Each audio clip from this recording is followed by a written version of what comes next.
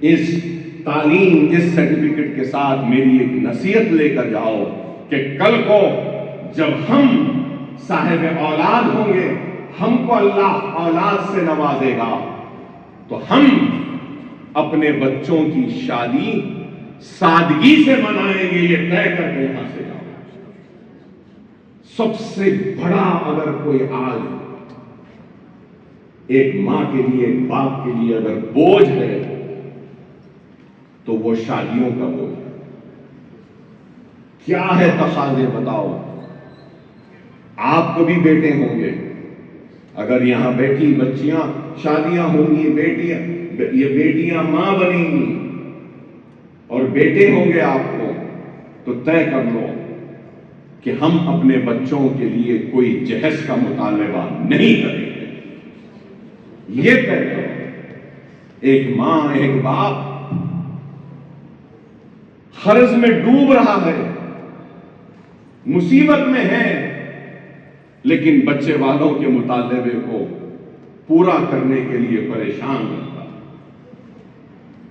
ہمارے پاس سب سے بڑا، مجھے دیکھ کر افسوس ہوتا ہے، کیا ہے؟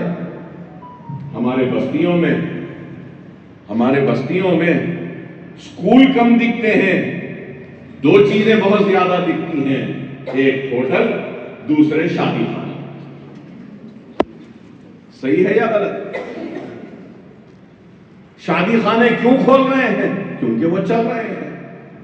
ہوٹلیں کیوں کھل رہی ہیں؟ کیونکہ وہ چل رہی ہیں۔ ارے ہم سادگی کے ساتھ، اللہ سبحانہ و تعالیٰ نے نکاح کو بڑا آسان بنایا ہے۔ کس لیے آسان بنایا ہے؟ کہ زنا مشکل لگے، لیکن ہم نے اپنے مطالبات، اپنے خواہشات، اپنی ہرس کے ذریعے نکاح کو مشکل کر دیا اور زنا کو آسان کر دیا۔ افسوس ہے۔ ارے آج آپ طے کر کے اٹھو کہ ہم جب آنے والے کل میں صاحب اولاد ہوں گے تو سادگی کے ساتھ شادی کریں گے، جہیز کی لعنت سے ہم دور رہیں گے، مطالبہ ہم کچھ نہیں کریں گے، ہم بہو نہیں ایک بیٹی کو اپنے گھر لا رہے ہیں، یہ طے۔ اللہ زندگیوں میں ایک نئی خوشحالی لائے۔ سالانہ 50,000 شادیاں ہو رہی ہیں مسلمانوں کی، معلوم آپ کو؟ 50,000، ہزاروں کروڑ خرچ ہو رہے ہیں۔ ہو سکتا ہے میں غلط ہوں، مگر میرے حساب سے سالانہ مسلمان شادیوں پر 5,000 کروڑ روپیہ خرچ کر رہا ہے۔ وہ قوم جو شادیوں پہ سالانہ 5,000 خرچ کرتی ہے، معاف کرنا، وہ قوم غریب کہاں ہے؟ قرض لے کے کر رہی ہے، مٹی پہ، سود پہ لا رہے ہیں، مصیبت میں۔ کیوں؟ ارے نکاح مسجد میں کرو، ولیمہ اپنے گھر میں ایک 50 جنوں کو، 100 لوگوں کو بلا لو، کر لو، ہو جائے گا۔ ہمارے پاس کیا ہے؟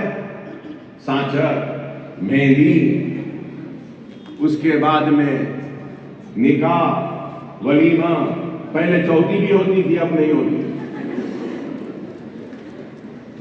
ارے ایک شادی بولے تو ایسا ہو گیا ہے کہ 5-5، 10-10 وقت کھانے کھلانا ہے۔ چلو وہاں پہ ختم نہیں ہوا، سانچک ہو گئی، مہندی ہو گئی، وہ سنگیت ہو گیا، وہ ناچ گانا ہو گیا، نکاح ہو گیا، ولیمہ ہو گیا، اس کے بعد میں جمعگیاں شروع۔ چلو پہلی جمعگی، دوسری جمعگی، تیسری جمعگی، چوتھی جمعگی، جمعگیاں چل رہے ہیں۔ چلو جمعگیاں ہوتے رہتے ہیں، اس کے بعد میں اللہ صاحب اولاد سے نواز دیتا ہے تو پھر عقیقہ، پھر موت، چلا چھٹی، کیا ہے بتاؤ آپ، کیا ہے یہ؟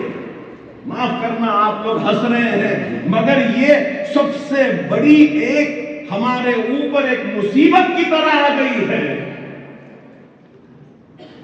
پھر کہتے ہیں کہ ہم غریب ہیں۔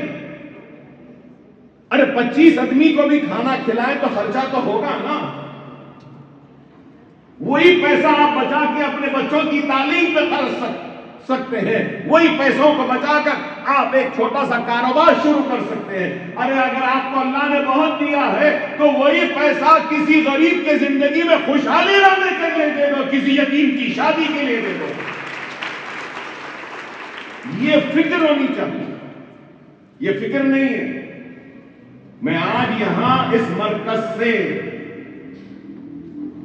ائمہ اور موذنین کو مخاطب ہوں اور ان سے پرزور اپیل کرتا ہوں کہ خطبات جمعہ میں ضرور اس بات کا ذکر کریں اور اپنی قوم کو اس بات کی ترغیب دیں کہ سادگی سے شادی کریں، اسراف نہ کریں، خرچہ نہ کریں، اور یہ جو رسمیں رواجیں ہیں ان رواجوں کو، رسموں کو ترک کریں۔ یہ ضروری ہے۔ جب تک ہم اپنے معاشرے میں پھیلی ان برائیوں کا خاتمہ نہیں کریں گے تو ہمارے معاشرے میں خوشحالی نہیں آ سکتی۔ آپ لوگ کو طے کرنا ہوگا۔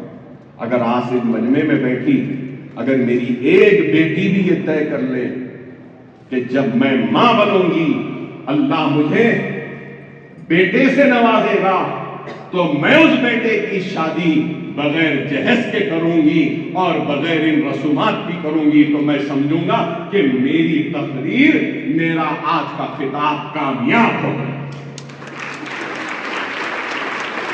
ایک بھی اگر کر لے تو میں سجدے میں جا کر اللہ کا شکر ادا کروں گا کہ اے اللہ میرے خطاب سے میں نے ایک ذہن کو تو بدلا ہے، اے اللہ تیرا شکر۔ یہ بعض چیزیں ہیں جو ہماری قوم کو کھوکھلا کر رہی ہیں، دیمک کی طرح کھا رہی ہیں۔